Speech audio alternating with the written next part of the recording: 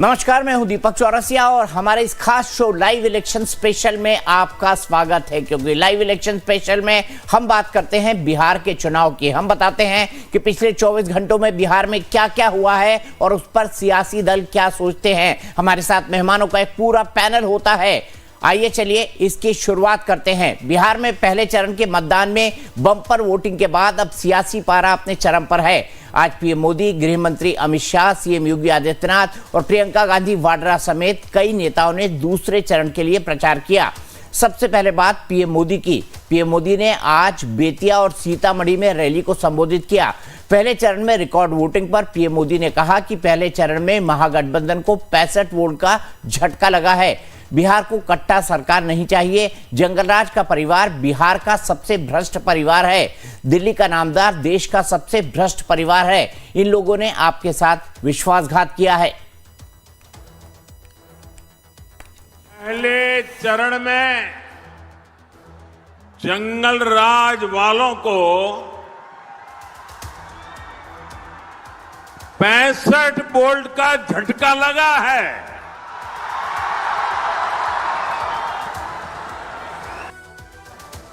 नहीं चाहिए कट्टा सरकार, नहीं चाहिए, नहीं चाहिए, नहीं चाहिए कट्टा सरकार। फिर एक बार, फिर एक बार, फिर एक बार, नहीं चाहिए कट्टा सरकार। फिर एक बार। इसी पर बात करने के लिए मेरे साथ बीजेपी के प्रवक्ता अनंत अमित, मेरे साथ राजद के प्रवक्ता यानी आरजेडी के प्रवक्ता राजेश रंजन, मेरे साथ कांग्रेस की प्रवक्ता डॉक्टर अनु पासवान, मेरे साथ जनता दल यूनाइटेड के प्रवक्ता किशोर कोणाल और मेरे साथ नवीन उपाध्याय वरिष्ठ पत्रकार जुड़े हुए हैं। तो राजेश रंजन जी, आज प्रधानमंत्री ने नारा लगवा दिया और कह दिया कि नहीं चाहिए कट्टा सरकार। जी, प्रधानमंत्री जी को 2156 सरकार चाहिए। प्रधानमंत्री जी को ये अपील जो उनके कैबिनेट मंत्री जो कर रहे हैं दीपक भाई, सबको अपराधी बनने की जो युवाओं से अपील कर रहे हैं, तो सबको अपराधी बनाने वाली सरकार चाहिए।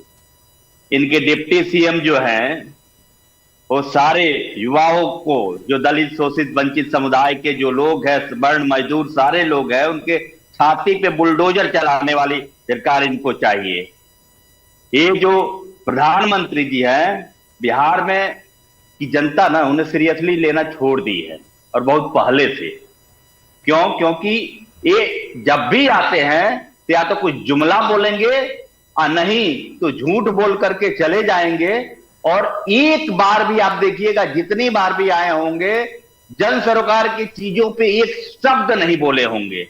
अरे सरकार, कट्टा सरकार नहीं चाहिए, ये भी जन स्वराज वाली जन सरोकार की चीज है भाई। अगर सरकारें कट्टे से चलने लगी तो फिर तो गजब हो गया। वो गाना चल रहा था ना, कट्टा लगा के तेजस्वी बाबू की सरकार आएगी तो उड़ा ले जाएंगे। मुझे एग्जैक्ट बोल उसके याद नहीं है, लेकिन कमोबेश कुछ ऐसी ही बात थी उसमें। अच्छा, उस गाने में कहीं भी आरजेडी और तेजस्वी जी का नाम है? इनफैक्ट हो सकता है कि प्रधानमंत्री जी का नाम हो।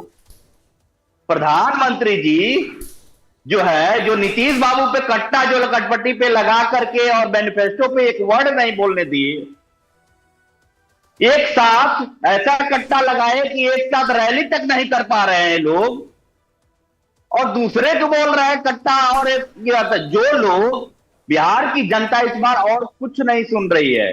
बिहार की जनता सिर्फ ये सुन रही है कि पलायन, नौकरी, रोजगार, स्वास्थ्य, शिक्षा की जो बात कर उसको सुन रही है। ये हर बार जिस प्रकार आकर के नया जुमला दे करके चले जाते हैं। पूर्वी चंपारण में आए थे ना, मोतिहारी के चीनी मिल का क्या हुआ पूछ रही है जनता, ये शब्द नहीं बोले। ठीक है। और 3 बार। तो बेशर्मी की ये हद है कि अपने जो भी वादे किए आज तक पूरा नहीं किए। चलिए पूछ लेते हैं ना अनंत अमित जी से, चीनी मिल का क्या हुआ?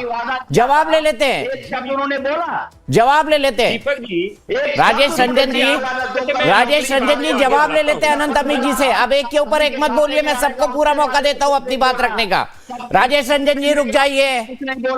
किसानों की आय देने के बारे में अच्छा रुक जाइए भाई, बहुत बहुत वक्त मिलेगा आपको अपनी बात कहने का। राजेश रंजन जी चिंता ना करिए, बहुत वक्त मिलेगा, हमारे पास पूरा वक्त है। मैं ये चाहता हूं कि सब अपनी अपनी टर्म पे बोले ताकि जनता सुन पाए कि वाकई जो हम बहस कर रहे हैं वो कितनी सार्थक है, कितनी अच्छी है, कितनी शानदार है, कितनी जानदार है और कितनी वजनदार है। अनंत अमित जी बताइए, चीनी मिल के बारे में आपको हमेशा घेरते रहते हैं और वाकई ये चीनी मिल नहीं खुली जिसकी चीनी से एक कप चाय पीनी थी मोदी जी को। जी दीपक जी, मैं आप ही की बात को आगे बढ़ाता हूं। आप कह रहे थे ना वो मंच पे ये कहा जा रहा था कि तेजस्वी अतई सत्ता में बिहार चलते ही कट्टा से, ये था कुल मिला के पहली बात। दूसरी बात, आप चीनी मिल की बात करें दीपक जी, तो आपके माध्यम से बिहार की जनता को यह बताना बहुत जरूरी है कि बिहार में कुल 30 चीनी मिल थे। 30 चीनी मिल में 22 चीनी मिल कांग्रेस के शासन में बंद हो गया और बचे हुए 8 चीनी मिल आरजेडी के शासन काल में बंद हो गया। ये कुल 30 चीनी मिल बिहार में बंद हो जाता है इनके शासन काल में।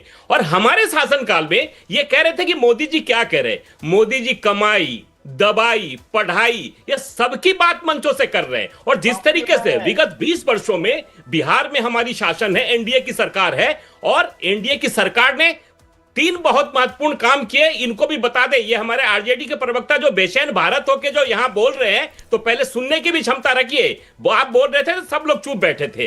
देखिए बिहार में दीपक जी हम प्रारंभ करते हैं लालटेन युग से। जो इनका लालटेन छाप है ना वो बुझ चुका है। कैसे बुझा?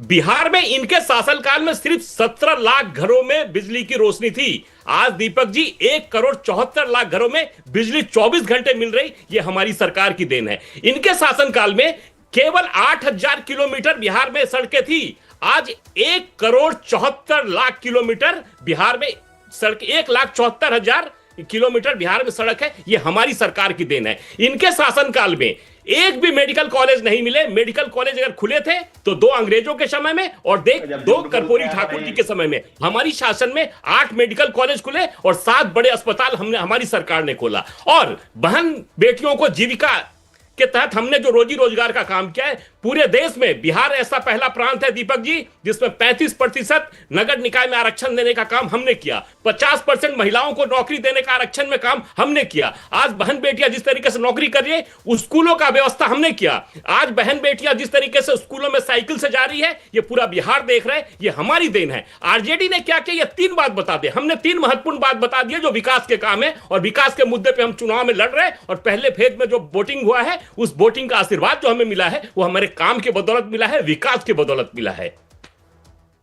अब आप बोलिए राजेश जी, अगर बेचैन भारत है तो। नहीं, राजेश जी के पास नहीं जा रहा हूं। राजेश जी मैं आपके पास आऊंगा, लेकिन उससे पहले नवीन उपाध्याय जी के पास चल रहा हूं। नवीन उपाध्याय जी, अनंत अमित जी ने एक लंबा चौड़ा रिपोर्ट कार्ड दिया है, क्या उस रिपोर्ट कार्ड से आप सहमत हैं? राजेश जी रुक जाइए, इसके बाद मैं आप ही के पास आऊंगा। क्या आप उस रिपोर्ट कार्ड से सहमत हैं? और ये चीनी मिल वाली कंट्रोवर्सी, क्या आपको लगता है कि आरजेडी जो इसको मुद्दा बना रही है वो सही है? क्योंकि प्रधानमंत्री ने कहा था कि वो इसी चीनी मिल की चीनी से अगली चाय पियेंगे, लेकिन चीनी मिल चालू नहीं हो पाई। देखिए, जहां तक बिहार में विकास की बात है, डेफिनेटली बिहार में 20 सालों में बहुत काम हुए हैं। रोड के क्षेत्र में, बिजली के क्षेत्र में, पानी के क्षेत्र में, ये सब समस्याएं जो थी, मूलभूत बहुत सारी चीजें बदली हैं बिहार में। और इसके लिए बाय एंड लार्ज लोग क्रेडिट देते हैं नीतीश कुमार को।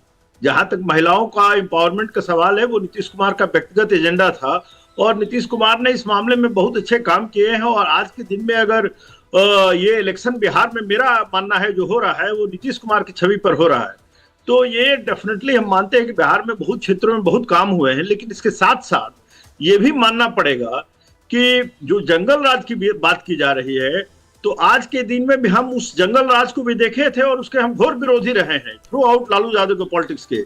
लेकिन आज के दिन में मेरा मानना है कि बिहार में जंगल राज की बात करना बेमानी है, इसलिए कि बिहार में अपराध सर पर चढ़कर बोल रहा है। बिहार में जिस तरह के मर्डर रोज हो रहे हैं, रोज पटना से लेकर हर जगह अपराध और भ्रष्टाचार दोनों में बिहार, दीपक जी निष्पक्ष होकर हम बोल रहे हैं, काफी अलार्मिंग सिचुएशन है। बिहार में जिस तरह का ब्यूरोक्रेटिक करप्शन है वो अनप्रेसिडेंटेड है, मेरे अनुसार इंडिया में शायद कहीं नहीं होगा। और बिहार के कई बड़े बड़े मंत्रियों पर जिस तरह के आरोप लगे हैं वो भी चिंताजनक है। तो डेवलपमेंट डेफिनेटली हुआ है, ये कोई अगर कहता है कि बिहार में विकास नहीं हुआ है वो टोटली गलत बात बोल रहा है। जहां तक चीनी मिल का सवाल है, देखिए वो सही कह रहे थे बीजेपी के प्रवक्ता कि चीनी मिल कांग्रेस के राज्य में बंद हो गए और उसके बाद जो भी बचे खुचे थे आरजेडी के राज्य में बंद हो गए वो। लेकिन मेरा मानना है कि 20 साल के दौरान जो इंडस्ट्रियलाइजेशन की कोशिश होनी चाहिए थी, इंडस्ट्री लगाने के, उसमें ये सरकार नहीं सफल हो सकी। उसके बहुत सारे मूलभूत कारण भी हो सकते हैं, लेकिन जहां तक इंडस्ट्री और चीनी मिलों को रिवाइव करने का सवाल था उसमें सरकार को सफलता नहीं मिली। बहुत सारे जगह सफलता मिली, बहुत सारे जगह पर सफलता नहीं मिली। तो मिक्स्ड मेरा असेसमेंट है कि 20 साल का जो शासन रहा वो मिक्स्ड रहा, और शिक्षा और हेल्थ के दिशा में जो आपको सफलता मिलनी चाहिए तो नहीं मिली। आप दीपक जी जरा एक बार पटना जाकर देखिएगा तो आपको आश्चर्य होगा, बिहार के गली गली में नर्सिंग होम है और बिहार के गली गली में आपको दवा की दुकानें हैं। अगर मेडिकल क्षेत्र में और हेल्थ के क्षेत्र में और हॉस्पिटल काम कर रहे हैं तो ये सब जो लोग फ्लीस करने के लिए इंस्टीट्यूशन खड़े हो गए हैं उनकी जगह शायद जरूरत नहीं पड़ती। ठीक है नवीन जी, आपने बिल्कुल सही कहा कि ब्यूरोक्रेटिक करप्शन ये बेहद चिंताजनक है। इस पर हम कुणाल जी से बात करेंगे क्योंकि जनता दल यूनाइटेड के नेताओं पर भी इस तरीके के आरोप लगे हैं। लेकिन उससे पहले देख लेते हैं और क्या कुछ हुआ है। महागठबंधन की ओर से आज कई नेता प्रचार में उतरे। प्रियंका गांधी वाड्रा, तेजस्वी यादव, मल्लिकार्जुन खड़गे ने कई रैलियों को संबोधित किया। प्रधानमंत्री मोदी के वार पर कटिहार से प्रियंका गांधी ने पलटवार किया। कहा कि प्रधानमंत्री की एक कैसी भाषा है, कट्टा, अपहरण, हत्या का क्या मतलब है। तो तेजस्वी यादव ने नवादा में प्रचार के बाद कहा कि हम चुनाव जीत रहे हैं। देश के प्रधानमंत्री अपने स्तर को इतना गिरा चुके हैं, आप सब देख रहे हैं, आपकी आंखों के सामने है। एक तरफ वंदे मातरम जो हमारे देश का गीत है, जो अहिंसा और सत्य का गान है, जो उस आंदोलन, उस सत्याग्रह का गान है जिसने अहिंसा द्वारा इस देश को स्वतंत्र किया, और आप ऐसी हिंसक बातें कर रहे हैं। चुनाव जीत रहे हम लोग, सरकार बना रहे हैं। बहुत बहुत धन्यवाद। प्रियंका गांधी ने इसी रैली में कहा कि बीजेपी वोट चोरी कर रही है, आपके अधिकारों को खत्म किया जा रहा है। उन्होंने सिर्फ बीजेपी पर निशाना नहीं साधा बल्कि मंच से गणेश कुमार, जोशी और एस.एस. संधू के नाम के नारे भी लगवाए। कौन है वोट चोर? जोर से बोलो, कौन है वोट चोर? नाम लो उनका, नाम लो उनका। उनके साथ 3 और लोग हैं। सबसे पहला ज्ञानेश कुमार, बोलो मेरे साथ, ज्ञानेश कुमार। मेरे साथ बोलो, विवेक जोशी, एस.एस. संधू। ये 3 लोग हमारे चुनाव आयोग के सबसे बड़े अधिकारी हैं, और इनको इतनी शर्म नहीं है कि इस देश ने उनको दायित्व दिया है, उनको जिम्मेदारी दी है कि हमारे लोकतंत्र की रक्षा करें, हमारे वोट की रक्षा करें, लेकिन इनको शर्म नहीं है। ये आपके यहां से, बिहार से 65 लाख वोट काट रहे हैं। इसी पर बात करने के लिए मेरे साथ खास मेहमान जुड़े हुए हैं। बीजेपी से अनंत अमित, आरजेडी से राकेश रंजन, कांग्रेस से अनु पासवान, जनता दल यूनाइटेड से किशोर कुणाल और वरिष्ठ पत्रकार नवीन उपाध्याय। अनु, मेरा आपसे सीधा सवाल है, क्या 3 जो संवैधानिक पद पर लोग बैठे हुए हैं उनके खिलाफ लोगों को सार्वजनिक तौर पर भड़काना क्या ये गलत नहीं है? ऐसे तो अराजकता आ जाएगी। कल को ज्ञानेश कुमार सड़कों पर उतरेंगे और कोई आपका समर्थक उनके खिलाफ बदतमीजी करने लगेगा, उनसे मारपीट करने लगेगा। मतलब ये तो एनार्की वाली सिचुएशन है। जी, सबसे पहले आप सभी लोग को मेरा नमस्कार। दीपक जी, मेरी आवाज आ रही है? जी, आ रही है। जी, देखिए दीपक, पहली बात की किसी को भड़काना नहीं हो। दूसरी बात ये भड़काना नहीं है तो और क्या है? वो चोर ज्ञानेश कुमार, वो चोर विवेक जैसी, वो चोर एस एस संधू, ये भड़काना नहीं है तो और क्या है? अनु पासवान जी, मेरी बात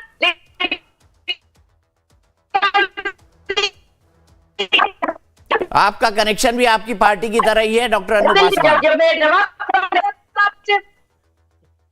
माफ कीजिएगा, मैं लाइटर नोट पे बात बोल रहा हूँ। आपका कनेक्शन भी आपकी पार्टी की तरह ही है, उसको थोड़ा ठीक कराइए।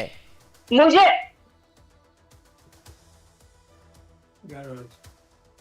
नहीं, इसका क्या मतलब है दीपक जी? आपकी आवाज नहीं आ रही है अनु पासवान जी। ब्रीफ कर दीजिए जरा सा। आप एक काम करिए, कोशिश करके एक बार रिकनेक्ट हो जाइए। अगर मैंने आपके टेक्निकल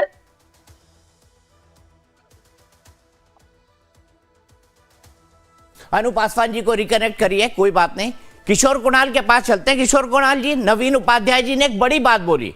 आपके मंत्रियों पर भ्रष्टाचार के आरोप लगे, अशोक चौधरी पर लगे, सम्राट चौधरी पर लगे, कई तरह के आरोप। इसके अलावा मंगल पांडे पर लगे, इसके अलावा दिलीप जायसवाल पर लगे।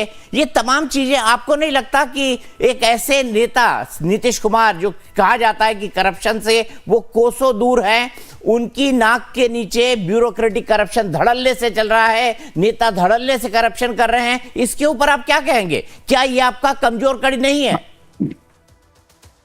दीपक जी नमस्कार आपको। मैं सुन रहा था नवीन उपाध्याय जी को, बिल्कुल जो आरोप लगा रहे थे, कहीं से भी इन आरोपों को अदालत या अन्य इंस्टीट्यूशन के द्वारा वेरीफाई नहीं किया गया है। अन्य इंस्टीट्यूशन ने इस तरह के आरोप की टिप्पणी नहीं की है। अरे वेरीफाई तो आप ही करवा पाएंगे ना, जांच करवा दीजिए उन आरोपों की, क्या दिक्कत है? देखिए, नीतीश कुमार जी की क्रेडिबिलिटी उनके कार्यों से देखा जा सकता है। जब कभी किसी आरोपी के द्वारा या किसी मंत्री या मंत्रिमंडल सदस्यों के द्वारा करप्शन की बात आई है, नीतीश कुमार जी ने उन्हें कैबिनेट से बाहर किया। कई बार आपने देखा होगा, कई मंत्रियों को बाहर किया। और नीतीश कुमार जी 3C यानी क्राइम, करप्शन और कम्युनलिज्म से न कभी समझौता किए हैं और ना ही करेंगे। जहां नवीन उपाध्याय जी बता रहे थे हेल्थ इंफ्रास्ट्रक्चर की बात, तो मैं बिल्कुल स्पष्ट कर दूं कि बिहार का हेल्थ इंफ्रास्ट्रक्चर बहुत ही बेहतर है। मैं याद दिला देना चाहता हूं, 2005 में जब हम लोग शासन में आए थे, महज 33% ही एक महीने में एक PSC में आते थे। आज की डेट में अगर आप देखेंगे तो एवरेज 11 साढ़े 11 हजार लोग बिहार के हॉस्पिटलों में अपना इलाज करवाने आते हैं। ये कहीं कहीं हमारे कार्यों का ही दिखाता है कि हम लोगों ने कितने बेहतरीन तरीके से बिहार के हॉस्पिटलों का, बिहार के विद्यालयों का, बिहार के सड़कों का, बिहार के बिजली इंफ्रास्ट्रक्चर का कायाकल्प किया। मैं बात करूं कि 2005 के आसपास जो डॉक्टर्स की स्थिति थी और आज डॉक्टर्स की स्थिति को अगर आप समझना चाहेंगे, या PMCH में जो हम लोगों ने रिनोवेट किया है और एशिया का सबसे बड़े हॉस्पिटल में उसे बदल दिया है, ये कहीं न कहीं हमारे काम करने के ही तो नतीजे को दिखाता है। जहां तक कांग्रेस के लोग बोल रहे थे या RJD के लोग बोल रहे थे, तो देखिए नीतीश कुमार जी के काम पे, नीतीश कुमार जी के नाम पे और नीतीश कुमार जी के पैगाम पे ही ये चुनाव सेंट्रिक है। ठीक है, हम लोग लगातार ये चुनाव लड़ रहे हैं नीतीश कुमार जी के काम पे। जिस प्रकार से नीतीश कुमार है पिछले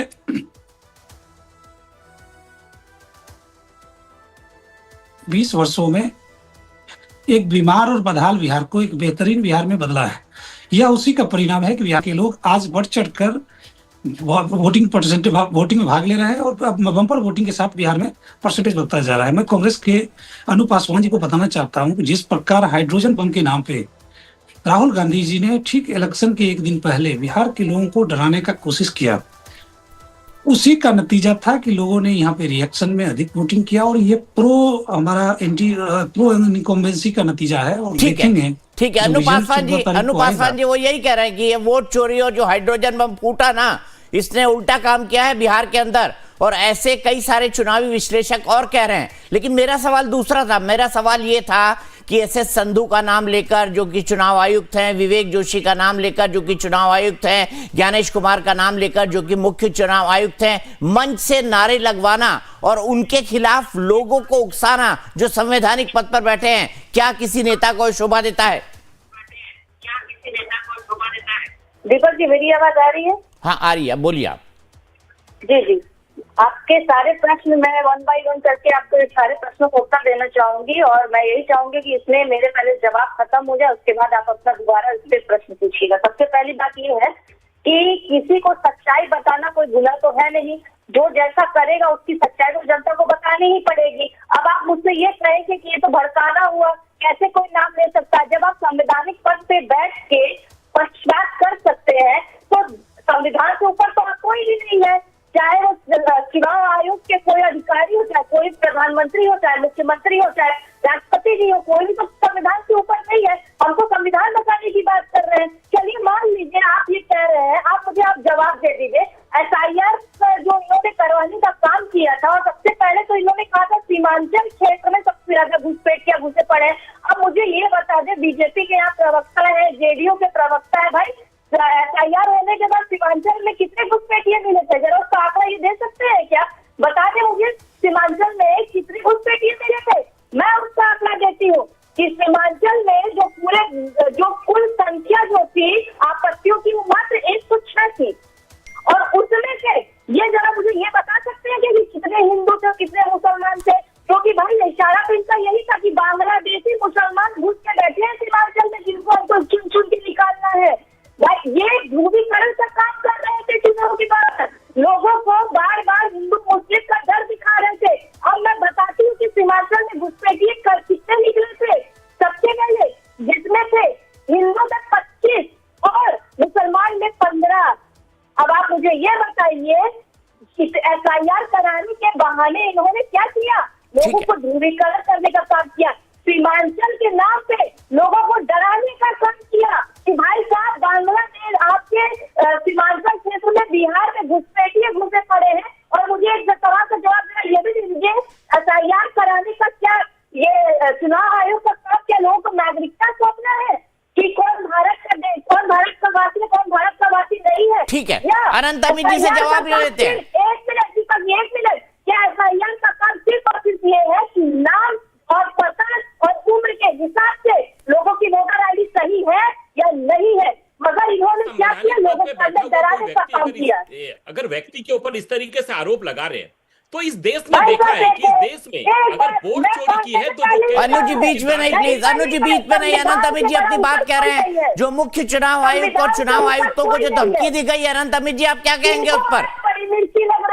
दीपक जी मैं वही कह रहा था कि जिस तरीके से कोई संविधान की बात करता है और संवैधानिक पद पे बैठा हुआ व्यक्ति के खिलाफ जिस तरीके से एक नेता मास मीटिंग में लोगों को भड़काने के लिए जिस तरीके से बात करता है, ये निश्चित तौर पे संविधान की धज्जियां उड़ा रही है। और जो संविधान की दुहाई देने वाले लोग हैं वो इस तरीके से अगर पब्लिक फॉर्म पे जाकर बात करें तो निश्चित तौर पे ये लोकतंत्र के लिए बहुत ही खतरनाक बात है। और दूसरी बात अन्नू जी, आप जिस वोट चोरी की बात आपकी प्रियंका गांधी जी कह रही थी, तो इस देश में अगर वोट चोरी अगर किसी ने किया तो उनकी दादी जी श्रीमती स्वर्गीय इंदिरा गांधी ने इस देश में वोट चोरी किया और बूथ लूटने का काम किया इस देश में, तो उस व्यक्ति का नाम था लालू प्रसाद यादव, जो कि बिहार में जहां चुनाव हो रहा है वहां पे ये दो लोग वोट के लुटेरे थे। ये देश ने भी देखा है और बिहार की प्रदेश की जनता ने भी देखा है। और अनु जी आपका मैं ज्ञान बढ़ा देना चाहता हूं, आप अपने नेताओं को बताइए कि आप अभी एक बात कह रही थी ना कि संविधान पे बैठा हुआ व्यक्ति कैसे किसी को मदद कर सकता है, तो ये लोगों ने देखा है कि आपकी सरकार में MS सिंधु मुख्य चुनाव आयुक्त होते हैं, जिसको कि आप मंत्री भी बना देते हैं, राज्यसभा भी भेज देते हैं।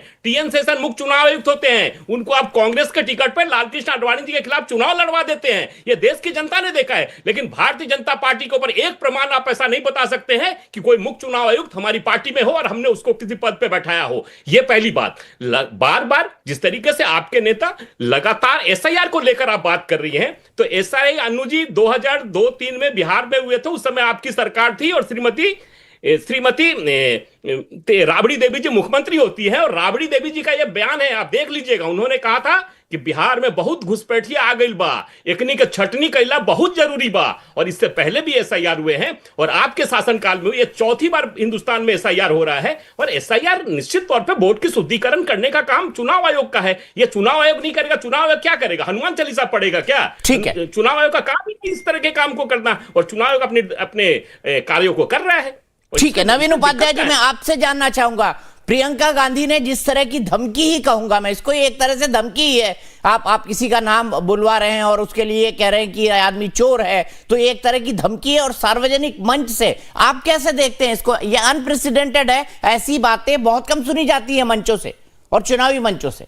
देखिए, ये प्रियंका गांधी ने केवल नहीं कहा, इसके पहले राहुल गांधी भी इस तरह की भाषा का प्रयोग किए हैं, जिसको एक पत्रकार के रूप में डेफिनेटली हम इंडोर्स नहीं करेंगे कि कॉन्स्टिट्यूशनल पोस्ट पर जो लोग बैठे हुए हैं उस पर इस तरह का डायरेक्ट आप नारा लगवाइए, वो शोभा नहीं देता है।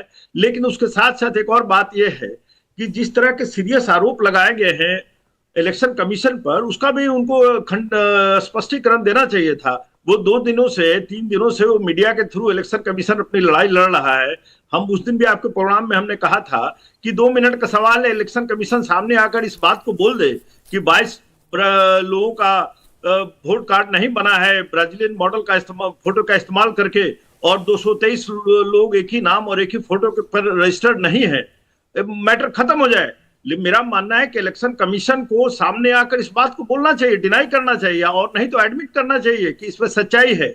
तो इलेक्शन कमीशन को अगर ट्रांसपेरेंट नहीं रहेगा, दूसरी बात कि एसआईआर के बाद भी इस इलेक्शन में हम लोग देख रहे हैं और हजारों, हम पिछले 3 दिनों में देख रहे हैं कि ऐसे लोगों ने वोट किया है, कोई उत्तराखंड में भी वोट दिया है, वो बिहार में भी वोट कर रहा है। हर बूथ पर कम से कम 5-10 लोग ऐसे आ रहे हैं हर बूथ पर जिनके नाम काट दिए हैं। बिहार में 45,000 बूथ हैं और हर बूथ पर एवरेज 10 आदमी के अगर नाम काट दिए हैं तो बहुत बड़ी संख्या हो जाती है, करीब 4.5-5 लाख की संख्या हो जाती है। तो मेरा मानना है कि इलेक्शन कमीशन को भी ट्रांसपेरेंट रहना चाहिए। और जहां अभी कांग्रेस की प्रवक्ता कर रही थी घुसपैठियों के बारे में, तो वो सही बात है। 8 अगस्त को एक सारे अखबार में न्यूज छपा साइमल्टेनियसली कि इलेक्शन कमीशन के सूत्रों को के द्वारा कि बिहार में भारी संख्या में घुसपैठिए हैं, म्यांमार से लेकर बांग्लादेश से और नेपाल तक। अब बाद में जब इलेक्शन आता है और जब एसआईआर का फाइनल पब्लिकेशन होता है तो उसमें आपके संख्या नगण्य है घुसपैठियों की। तो ये सब ऐसी चीजें हैं कि इलेक्शन कमीशन को भी बचना चाहिए कि अपने आप को इस रूप में नहीं करे कि पॉलिटिकल लोग उसके क्रेडिबिलिटी को क्वेश्चन करें। नेचुरली जब ऐसी समस्याएं आती है सामने तो लोग इस तरह का क्रिटिसिज्म करते हैं, लेकिन बचना चाहिए। मेरा मानना है कि इस तरह के पब्लिक में तो कम से कम रैली में इस तरह का नारा लगाना उचित नहीं। ठीक है, अब आगे बढ़ते हैं। आज गृह मंत्री अमित शाह ने सीमांचल में मोर्चा संभाला। पूर्णिया में अमित शाह ने रैली को संबोधित किया और एक बार फिर से घुसपैठ का मुद्दा उठाया। उन्होंने कहा कि राहुल और तेजस्वी यादव सीमांचल को घुसपैठियों का अड्डा बनाना चाहते हैं। एक और बिखरा हुआ ठगबंधन है तो दूसरी ओर 5 पांडवों वाला एनडीए। घुसपैठिया सीमांचल में हो, बिहार में हो या भारत में कहीं पर भी हो, हम उसको निकाल बाहर करेंगे। राहुल बाबा, आप उनको नहीं बचा पाओगे। सारे घुसपैठियों के अवैध धंधे और अवैध अतिक्रमण बिहार में हम ढूंढ कर बंद कराने का काम इन एनडीए सरकार करेगी। अमित शाह ने सीमांचल में हुंकार भरी तो गया जी में कांग्रेस अध्यक्ष मल्लिकार्जुन खड़गे ने एनडीए सरकार को कटघरे में खड़ा करते हुए कहा कि पीएम मोदी को बड़े दावे करने की आदत है। बिहार चुनाव में नीतीश को मुख्यमंत्री का चेहरा तक घोषित नहीं किया गया है। देखो, ये हमेशा मोदी जी के बोलने की आदत है। पार्लियामेंट में क्या बोले, 400 पार आए, कितने गवर्नमेंट भी नहीं बन सकी। अब नीतीश को तो हटा दी है उन्होंने, इवन चीफ मिनिस्टर बोल के भी उन्होंने घोषित नहीं किया। किस मुंह से बोल रहे हैं कि नीतीश और मैं मिलके काम कर रहे हैं, उसको तो अलग कर दिए और उनका खेल चुनाव होने के बाद असल खेल मालूम होगा। इसी पर बात करने के लिए मेरे साथ बीजेपी से अनंत अमित, आरजेडी से राकेश रंजन, कांग्रेस से डॉक्टर अनु पासवान, जेडीयू से किशोर कुणाल और वरिष्ठ पत्रकार के तौर पर नवीन उपाध्याय जी मौजूद हैं। अनंत अमित जी, अभी गृह मंत्री ने घुसपैठियों की बात की। ये घुसपैठियों पर जो आपका कमिटमेंट है ना, ये थोड़ा मुझे गड़बड़ाता हुआ दिखता है। 11 साल से ऊपर हो गया आपको, आपने कितने घुसपैठिए इस देश से बाहर निकाले अभी तक? एक संख्या बताइए, कितने डिपोर्ट किए गए? निश्चित तौर पर दीपक जी, दिल्ली से लेकर और बिहार और झारखंड और पश्चिम बंगाल और असम, कोई ऐसा प्रदेश नहीं बचा जहां पे लगातार घुसपैठियों की गिरफ्तारी नहीं हो रही, उनको डिटेंशन सेंटर में भेजा नहीं जा रहा। कितने? 1, 2, 4, 5 और कहां पे डिटेंशन सेंटर है भाई? मतलब देश में डिटेंशन सेंटर है कहां, ये बता दीजिए। दीपक जी पिछले हफ्ते ही 38 दिल्ली में पकड़े गए हैं, पिछले हफ्ते ही लगातार लाखों की संख्या उनकी लगभग हो गई है। देखिए, इससे पहले 1 वर्ष पूर्व हम झारखंड में चुनाव लड़ रहे थे दीपक जी, हमने वहां भी घुसपैठियों का मुद्दा था हमारा। हम बेशक वहां चुनाव हार गए, अपने मुद्दे से नहीं भटके। हमारे मुद्दा की प्राथमिकता है पूरे। तो बता दीजिए झारखंड से कितने घुसपैठिए निकाल दिए? ये तो केंद्र सरकार का काम है ना, राज्य का नहीं। बताइए झारखंड से कितने घुसपैठिए निकाले आपने, और एसआईआर में कितने घुसपैठिए मिल गए, ये भी बता दीजिए। बिल्कुल, तभी तो 46 लाख कम हुए ना। 40 लाख में वो घुसपैठिए नहीं है। अनंत अमित जी क्या गणित दे रहे हैं? या तो वो जिनकी डेथ हो गई है वो है, या जिन लोगों ने पलायन कर दिया वो लोग हैं, या एक से अधिक जगह पर जिन लोगों के वोट बने हुए थे वो लोग हैं।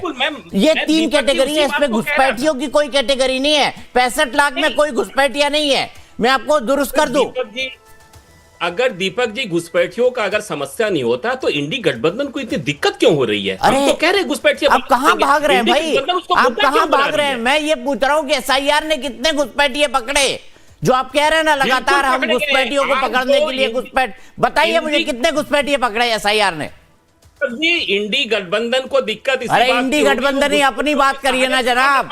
आपने कितने एसआईआर में घुसपैठिए पकड़े? इनके पेट पे दर्द हो रहा है, लगातार घुसपैठिए बाहर हो रहे हैं। और चिकन नेक्स्ट में जिस तरीके से ये बदलाव कई प्रदेशों में बदले जा रहे हैं, उसका निश्चित तौर पे घुसपैठियों का हाथ है। और जिस तरीके से बांग्लादेश की पश्चिम बंगाल की सरकार झारखंड के मार्फत पूरे बिहार में, झारखंड में और तमाम असम में कई प्रदेशों में इस तरीके से घुसपैठियों को घुसने दे रहे हैं। अरे निकाल बाहर करिए ना, कैसे घुसने दे रहे हैं जब आपकी सरकार है? ये तो केंद्र का काम है अनंत अमित जी। हमारी सरकार है, 11 वर्षों के शासन काल में एक भी घुसपैठिया अंदर नहीं हुआ है। क्या बात कर रहे हैं, क्या बात कर रहे हैं? बाहर जा रहा है, ये हमारी प्राथमिकता है। और चिकन नेक के हिंदुस्तान में बनने वाला नहीं है। ये इंडी गठबंधन की सोच, जो तुष्टीकरण की राजनीति करने वाली प्रदेश ऐसी कई सरकारें हैं, उन सरकारों को मुखानी पड़नी पड़ रही है। और आने वाला पश्चिम बंगाल सरकार में, वेस्ट बंगाल में चुनाव होने वाला है दीपक जी, वहां भी हम घुसपैठिए को मुद्दे को बहुत गंभीरता से ले रहे हैं और वहां भी इसका काम करेंगे। जिस तरीके से एसआईआर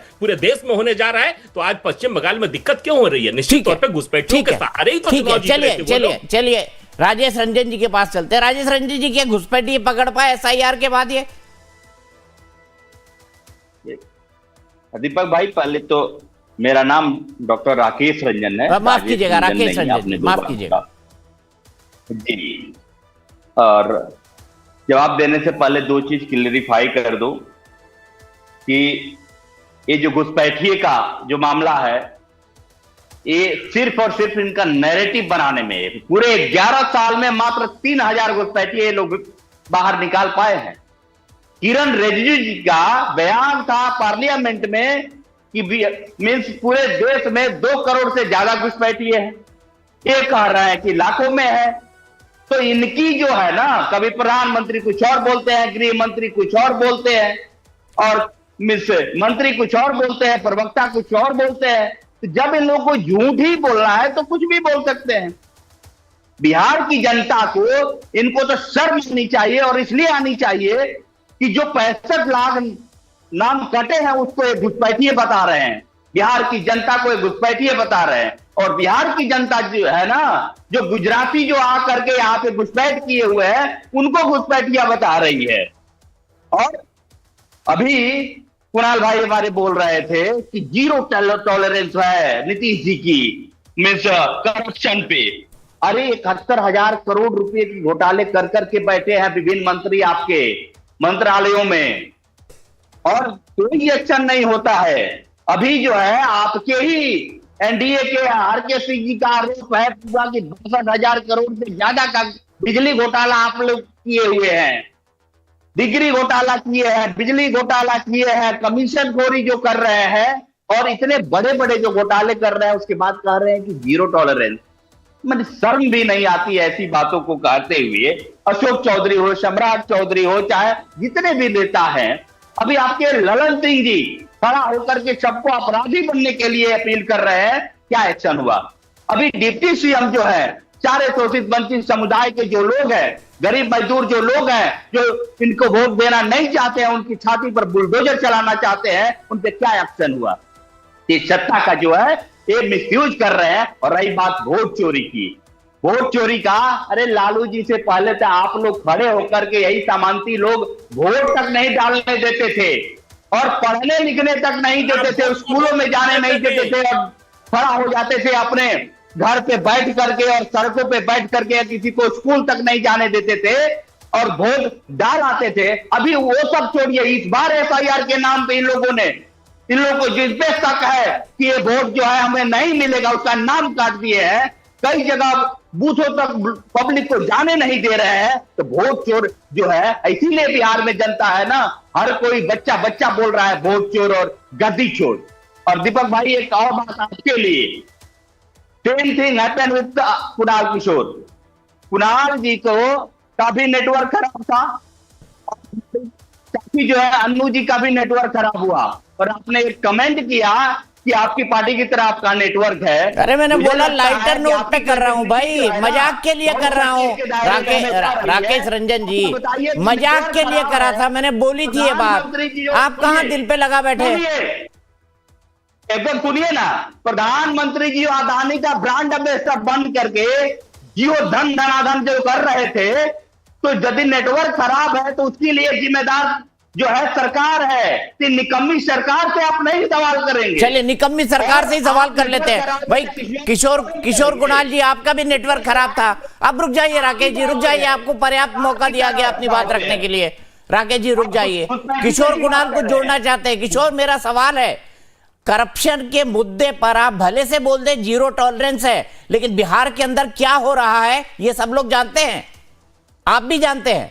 देखिए दीपक जी, आप तो वरिष्ठ पत्रकार हैं, राकेश भाई से पूछिए कि पीएससी के चेयरमैन डॉक्टर भाई वीरेंद्र जी हैं, क्या सीएजी के रिपोर्ट को पीएससी में पेश किया गया लोक लेखा समिति में?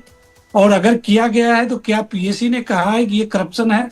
देखिए एसीडीसी सामंजस्य का मामला है और राकेश भाई बोल रहे हैं इन्हीं का 5 विभाग था जो एसीडीसी बिल के सामंजस्य में कहीं न कहीं पीछे रह गया, जिसको लगातार किया जा रहा है। और मैं समझता हूं कि मुश्किल से 2 से 3 हजार करोड़ का मामला बच रहा है।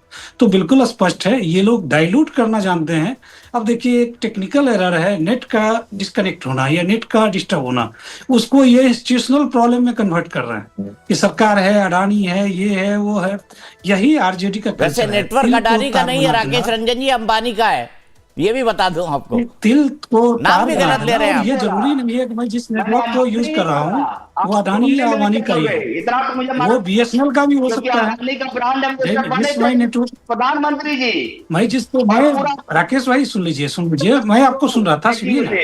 आप इतना ही बता दीजिए देश की जनता को, राकेश भाई सुनिए, आप देश की जनता को इतना ही बता दीजिए कि जिसको आप घोटाला कह के मार्केटिंग कर रहे हैं, तो क्या भाई वीरेंद्र जी से आपने कंसल्टेशन लिया है, जो आपके पार्टी के वरिष्ठ विधायक हैं और बहुत ही मीम विधायक हैं, इस तरह से वो वायरल होते हैं, दुनिया जानती है।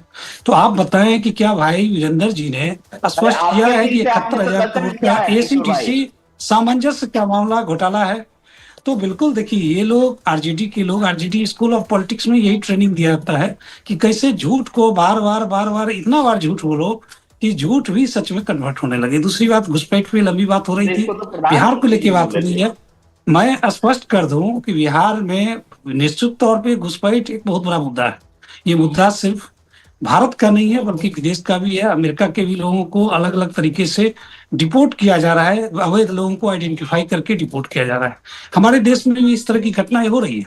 और मैं जब संसद के रिपोर्ट को पढ़ूं, एमईई के रिपोर्ट को पढ़ूं या मिनिस्ट्री ऑफ होम अफेयर्स के रिपोर्ट को पढ़ूं, तो महज बिहार में एक घुसपैठिया पिछले 8 महीने में पकड़ा गया है, वो भी नाइजीरिया का नागरिक है। तो मैं बिल्कुल स्पष्ट कर दूं, घुसपैठ निश्चित तौर पे एक बड़ा मुद्दा है, एक ग्लोबल मुद्दा है, हर देश का मुद्दा है।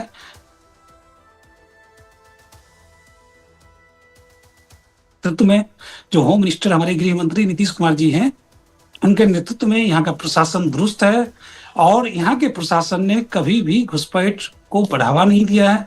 और अच्छा बताइए, घुसपैठ ये है बिहार में या नहीं है, बताइए।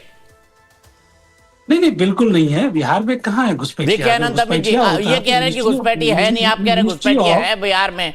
मिनिस्ट्री देखिए अनंत अमित जी, आपकी बात जेडीयू वाले नहीं सुन रहे हैं।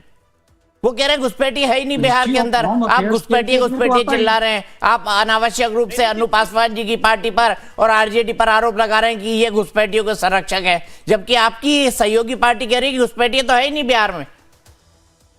नहीं, पता नहीं किशोर जी अपने किस पैमाने पे कह रहे पता नहीं, लेकिन मैं दावे के साथ कह रहा हूं बिहार में निश्चित तौर पे घुसपैठिए हैं, और ये हमारी मुद्दा है, ये हमारे केंद्र का मुद्दा है, राज्य का मुद्दा है, घुसपैठियों को बाहर करना है। ठीक है, अब एक बार फिर से सुन लेते हैं किशोर जी क्या कहेंगे। कह रहे हैं घुसपैठियों को बाहर करना है और बिहार में घुसपैठिए है। ये क्या कर दिया गृह मंत्री नीतीश कुमार ने? 20 साल में घुसपैठिए घुसा दिए देश में, अपने राज्य में। अनंत अमीन साहब से मैं इतना ही कहूंगा कि मैं जो भी बोल रहा हूं वो भारत सरकार द्वारा संसद में पेश किए रिपोर्ट के आधार पर ही बोल रहा हूँ। रिपोर्ट पेश किया गया है भारत सरकार का एमईए और मिनिस्ट्री ऑफ होम अफेयर्स ने कि जितने लोगों को भी रिपोर्ट किया गया है उसमें से बिहार की संख्या नगण्य है। मैं स्पष्ट कर दूं कि बिहार की संख्या मात्र एक है जो नाइजीरिया का नागरिक है, मात्र एक जो नाइजीरिया का नागरिक है। मतलब आपके नेता जबरदस्ती घुसपैठियों को लपेटे जा रहे हैं और बड़े बड़े जो है भाषण दे रहे हैं। अनंत अमित जी, थोड़ा किशोर कुणाल जी की पार्टी से ही डिस्कस कर लेते हैं आप इस बात को। देखिए आप भी मुस्कुरा रहे हैं, मतलब लपेटे जाओ घुसपैठियों के नाम पे, हर चुनाव में लपेटे जाओ लपेटे जाओ लपेटे जाओ। नहीं दीपक जी, घुसपैठिया निश्चित तौर पे एक गंभीर समस्या है और उस समस्या का निदान करना ये हमारी प्राथमिकता है। और हमने कहा है, आज गृह मंत्री जी ने भी अपने मन से कहा है कि घुसपैठियों को बाहर करना है, चाहे किसी भी प्रदेश में हो। निश्चित तौर पर बिहार में भी वो भी बाहर होंगे, एनडीए की सरकार पुनः बनने वाली है, आपको पता चल जाएगा, दूध का दूध पानी का पानी। ठीक है, अनु पासवान जी को जोड़ना चाहती है, क्या कहेंगे अनु पासवान जी?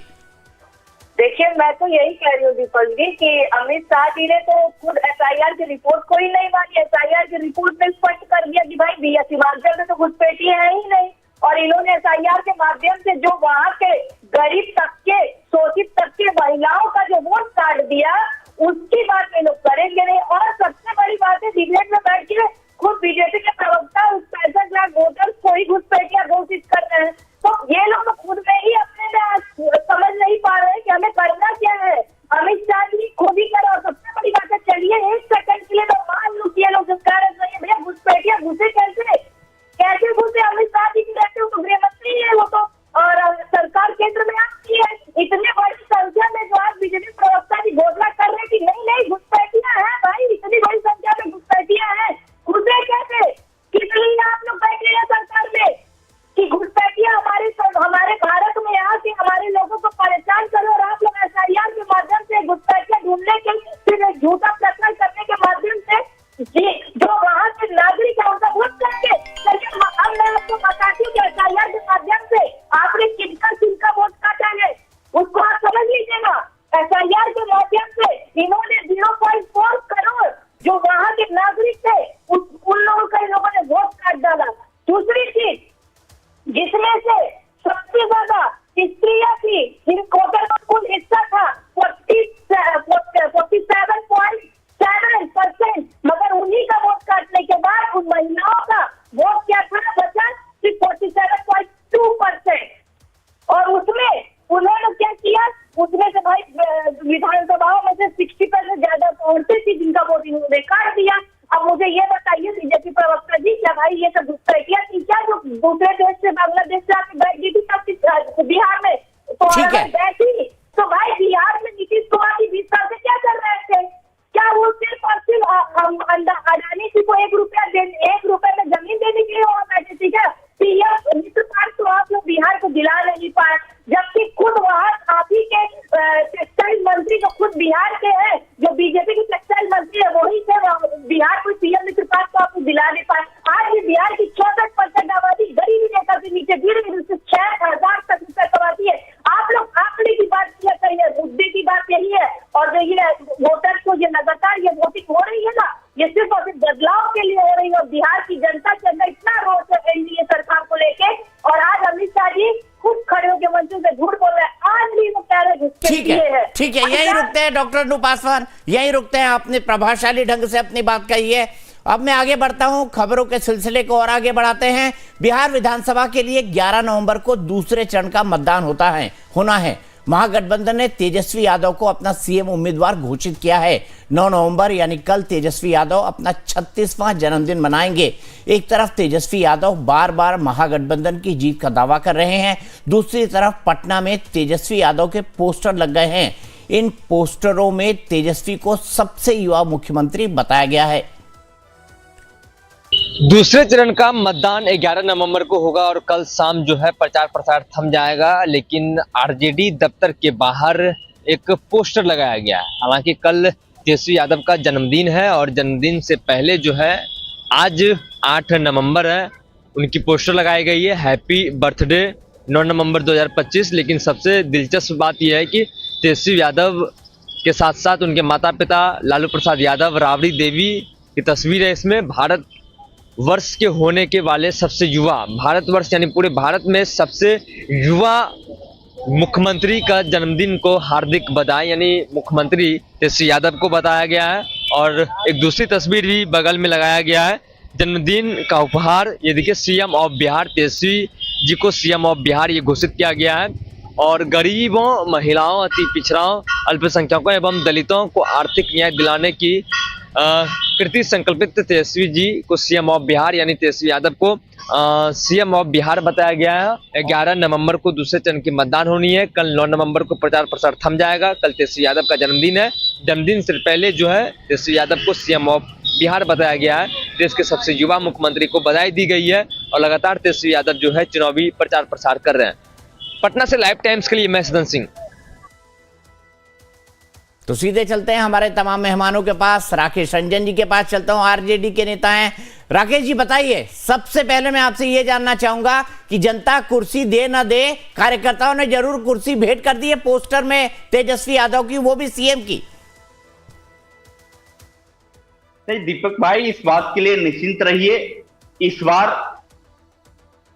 पूरी जनता जो है, हर समुदाय का, हर वर्ग का, हर मिस क्षेत्र की जनता ने तेजस्वी जी को अपना सीएम मान लिया है। और इसी उत्साह में आप देखिएगा, आप तो मीन्स बहुत अच्छे जो डेटा जो है इस चीज को देखे भी हैं। और देखिए कि जब जब इस ढंग से एक तरह से उछाल आया है वोटिंग परसेंटेज में, सत्ता चेंज हुई है और जनता भी जो है इस सत्ता इनके मीन्स कुशासन से, इनकी नाकामी से, इनके निकम्मेपन से जो है त्रस्त आकर के और इस बिहार को बदलने के लिए, बिहार के नवनिर्माण के लिए, परिवर्तन के लिए, पलायन के मार्ग से बचने के लिए और शिक्षा व्यवस्था को दुरुस्त करने के लिए, स्वास्थ्य में सुधार के लिए और इनके भ्रष्टाचार से मुक्ति के लिए जनता निकल करके आई है। और इस बार तेजस्वी जी को अपना नया सीएम बनाने के लिए मीन्स पुरजोर वोटिंग की है।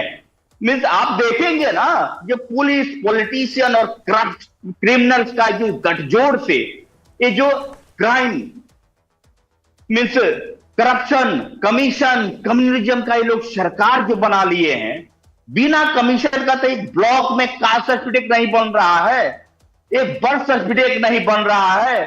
जनता त्रस्त है, जनता त्रस्त है कि शिक्षा के लिए, अच्छी शिक्षा के लिए यहां से पलायन करना पड़ रहा है, रोजगार के लिए यहां से पलायन करना पड़ रहा है, ठीक है, इलाज के लिए जो, इसीलिए कह रहे हैं हमारे नेता ने, जो इन्होंने कहा कि पढ़ाई, दवाई, कमाई, सुनवाई और जो सिंचाई की जो बात है, चाहे भ्रष्टाचार में जो पुल जो है पानी में बह जा रहा है, इतना वाइडनिंग करप्शन जो है, उससे मुक्ति के लिए जनता और एक नया बिहार बनाने के लिए, बिहार की नव निर्माण करने के लिए है इस बार निकल करके आई है और इस सरकार से मुक्ति के लिए और नए सीएम बनाने के लिए और हमारे महागठबंधन के नेता आदरणीय श्री तेजस्वी यादव जी को नया सीएम बनाने के लिए इस बार निकल के आई है। और नया सीएम हमारे तेजस्वी जी बन रहे हैं। ठीक है बन गए भाई, बन गए देखिए, बना दिया पोस्टरों में तेजस्वी जी को बना दिया सीएम, कोई दिक्कत नहीं है।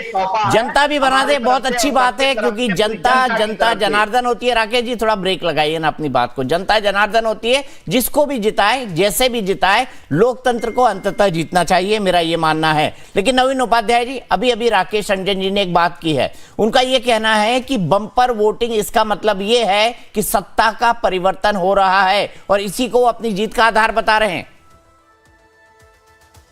देखिए दीपक जी, पहले तो ये बात कही जा रही है कि बम्पर वोटिंग हुआ है। आई थिंक इसको थोड़ा डाइसेक्ट करने की जरूरत है, क्योंकि जब आप करीब 69-68 लाख वोट को डिलीट कर देते हैं तो नेचुरली वो 8% के आसपास हो रहा है और उतना वो टर्नआउट में रिफ्लेक्ट कर जाएगा। तो मेरा मानना है कि ये इन टर्म्स ऑफ परसेंटेज जो कहा जा रहा है कि बहुत 10% इंक्रीज हुआ है, वो फैक्चुअल नहीं है।